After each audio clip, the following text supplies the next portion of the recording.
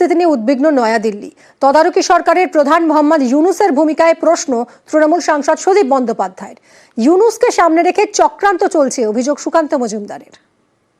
ইউনূসের প্রাথমিক চেহারায় আমরা মুগ্ধ ছিলাম যখন তাকে শান্তি পুরস্কার দেওয়া হলো, নোবেল অ্যাওয়ার্ড করা হলো, কিন্তু পরবর্তীকালে তার ভূমিকা একেবারে বন্দি শাহজাহানের মতো। না আছে কোনো কথা বলার ক্ষমতা, না কোনো বার্তা দেওয়ার উদ্যোগ। ভারতবর্ষের মতো দেশের বন্ধুত্ব বাংলাদেশ যদি হারাতে চায়, তার দায়িত্ব যেন ইউনূসের কাঁধে গিয়ে বর্তাচ্ছে।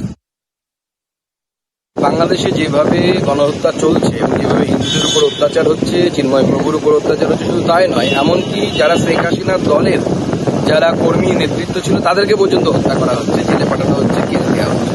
কিন্তু পরিষ্কার বোঝা যাচ্ছে ইউনূস কারো হাতের কাঠপুতলি হয়ে পুতুল হয়ে খেলছে। পেছনে অন্য অনেক কোনো শক্তি আছে যারা ইউনূসকে চালাচ্ছে এবং যারা বাংলাদেশের কন্ট্রোল করতে চায়, এবং এর পেছনে পাকিস্তানও যদি থাকে আমি অন্তত পক্ষে অবাক হব না। মুখ্যমন্ত্রীর নির্দেশ